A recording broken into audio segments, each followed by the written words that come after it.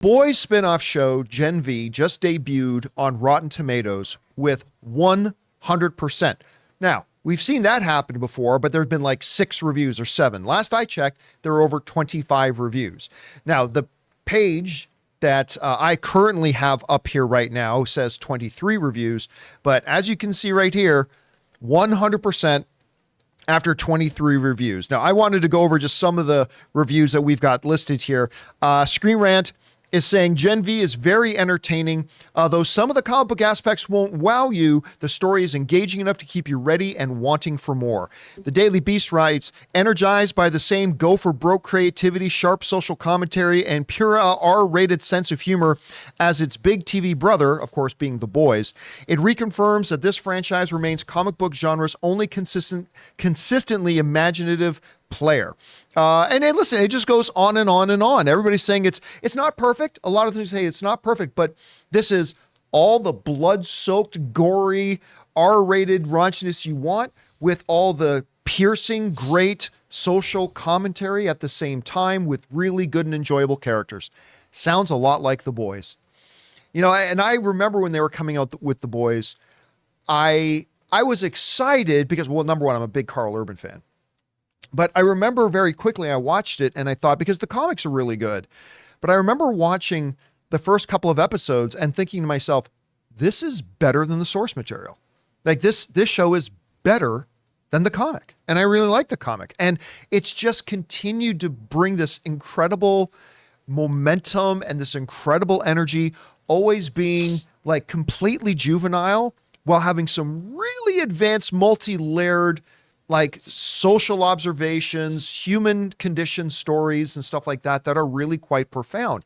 Guys, we want to take a second to thank a sponsor of today's video, Mint Mobile. Signing your life away to a big wireless provider is kind of like being trapped on a roller coaster from hell. Sure, it looks like fun at first. They probably even threw in a free phone, but now you can't get off. Month after month of insane bills and unexpected thrills, like overages and surprise fees. If that sounds like your current big wireless plan, it's time to get off the ride with Mint Mobile. For a limited time, wireless plans from Mint Mobile are just $15 a month. That's unlimited talk, text, and data for just $15 a month. You guys know before I came to Mint Mobile, I was paying triple what I am paying now on the standard big wireless plan, and I will never go back. All plans come with unlimited talk, text, and high-speed data delivered on the nation's largest 5G network. Use your own phone with any Mint Mobile plan and bring your phone number along with all your existing contacts. To get your new unlimited wireless plan for just $15 a month and get the plan shipped right to your door for free, go to mintmobile.com/Campea. That's mintmobile.com/Campea. Cut your wireless bill to just $15 a month at mintmobile.com/Campea.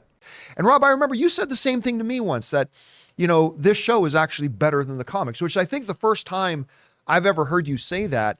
But where's your expectation been like for this spinoff about the college where these superpowered beings go to get ready to be superheroes, Gen V? Where have your expectations been, and what do you think about the reviews are saying? Well, like you said, John, I mean, I'm a huge fan of The Boys. I think it continues to be one of the most creative shows on television. It also shows that the superhero genre has plenty of life in it. And a lot of areas it still has to explore. Unexplored. And the world building in the show is something I think that people don't pay enough attention to, because it is a fascinating world. I mean, it skewers not just superheroes, but our corporate culture, you know, consumerism. There's so much going on in The Boys, which makes it a joy to watch. I call it a full meal show. You feel like you've really got all the nutritious elements you need from a great meal in something like The Boys, because it works on so many different levels. And sometimes the danger is when you see a spin-off show that they might take a few elements in it, but the overall feeling that you get, I think, to use an example, House of the Dragon turned out to be an incredible spin-off from Game of Thrones, worked pretty much for me on every level. And I'm kind of, judging by the original trailers and teasers we saw of Gen V, I was really excited.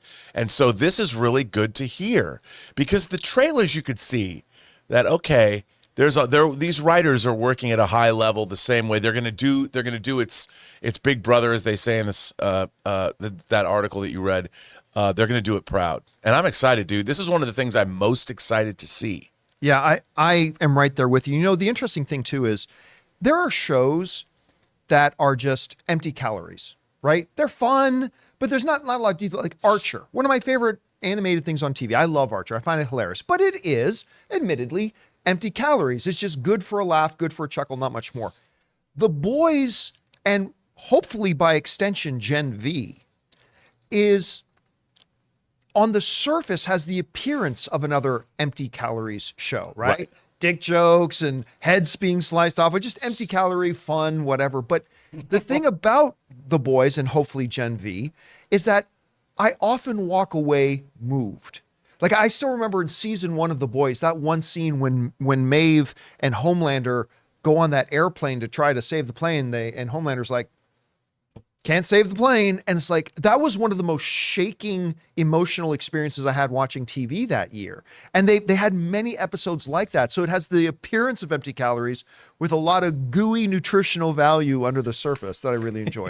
Look, I agree. And also, you know, a character like Homelander on the surface is, you know, Homelander, but it's also a re-examination of the Superman character all the way back to the 1930s. Absolutely, and showing yeah. on how many different levels, what if there was a real Superman in the world, and what if he wasn't brought up by the Kents? What could something like that, what would be the results of that?